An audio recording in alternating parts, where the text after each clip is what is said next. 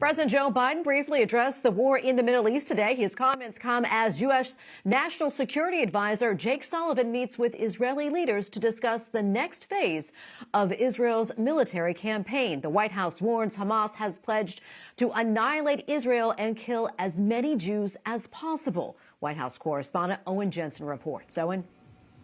Tracy, good evening to you. Tonight, the White House says Jake Sullivan also discussed efforts Israel is now undertaking to be more surgical and precise in their targeting, as well as efforts to increase the flow of aid. And Israel has vowed to keep fighting in Gaza until it crushes Hamas.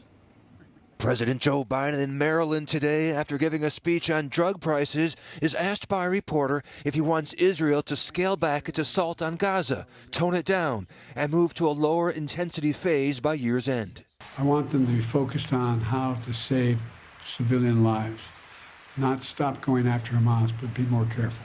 President Joe Biden's top national security advisor on a critical trip overseas. This image shows Jake Sullivan meeting with Israeli Prime Minister Benjamin Netanyahu in Tel Aviv, just one of his engagements with those leading the war against Hamas in Gaza. It will take and require a long period of time. It will last more than several months, but we will win and we will destroy them.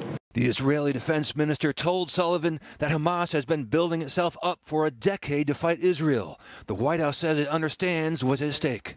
The United States will continue to support Israel in its fight against Hamas, and we will continue to do everything we can to help broker another pause so that the remaining hostages can be reunited with their families. And at the U.S. State Department, this update on the war in the Middle East. The October 7th attacks should have been a wake-up call to everyone that the status quo that has existed for a number of years is just not in the interest of Israel, that there needs to be a solution moving forward that addresses the legitimate aspirations of the Palestinian people while providing security to the Israeli people. But the Biden administration is getting pushback from some of its own staffers. They held a vigil calling for a ceasefire in Gaza. We have seen refugee camps, hospitals, schools, and entire neighborhoods bombed. Also tonight, the Palestinian Prime Minister is urging the U.S. to call on Israel to stop the war, saying you cannot avoid killing civilians if the war goes on.